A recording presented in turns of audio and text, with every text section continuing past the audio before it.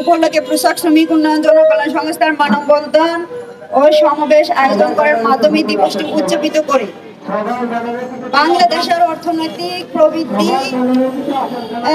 তৈরি পোশাক শ্রমিকদের প্রাতিষ্ঠানিক অবদান ও অস্বীকার পোশাক শ্রমিক উন্নয়ন জনকল্যাণ সংস্থা 2023 সাল থেকে পোশাক শিল্পের শ্রমিকদের জীবন মান উন্নয়ন কাজ করে আসছি। আমরা রানা প্লাজার দোষের যে শ্রমিক ভাই বোন আছে তাদের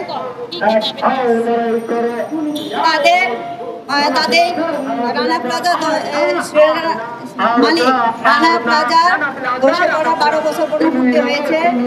আমরা তত্ত্বাবধায়ক সরকারের কাছে দাবি জানাচ্ছি, যারা ক্ষতিগ্রস্ত হয়েছে রানা প্লাজার শ্রমিক ভাই বোনেরা ক্ষতিগ্রস্ত হয়েছে, তারা আজও কোনো সুচিকিৎসা পায়নি।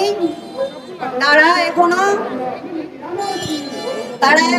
ব্যয়বহুল চিকিৎসা পায়নি, ক্ষতিগ্রস্ত দাবি দেওয়া সেগুলি পায়নি, ভালো মতো চিকিৎসা পায়নি, নিম্নতম মজুরি যেটুকু পেত সেগুলি পায়নি।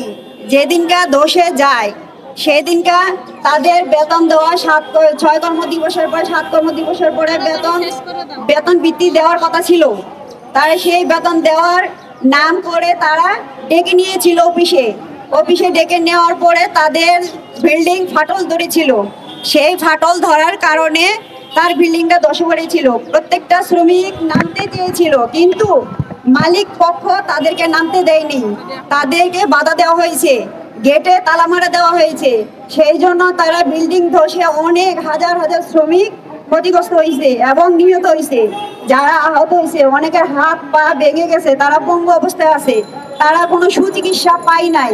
কিন্তু তত্ত্বাবধায়ক সরকারের কাছে আমরা দাবি জানাই, যারা পঙ্গু হয়ে এখনো বেঁচে আছে তাদেরকে যেন সুচিকিৎসা দেওয়া হোক, তাদের যেন পুনর্বাসন দেওয়া হোক, তাদের প্রতি দৃষ্টি দেওয়া হোক।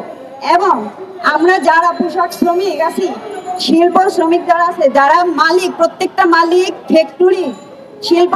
ফ্যাক্টরি মালিক যারা আছে, তাদেরকে সরকারের কাছে দাবি এটাই যে প্রত্যেকটা ফ্যাক্টরি মালিকের কাছে যেন দৃষ্টি দেওয়া হোক, যেন প্রত্যেকটা ফ্যাক্টরির জন্য চেক করা হোক কোনো ফাটল ধরছে কিনা, আমরা শ্রমিকরা সুশিক্ষিতভাবে আছি কিনা, তো সামাজিক সুরক্ষা আছে কিনা, এই জন্য বলে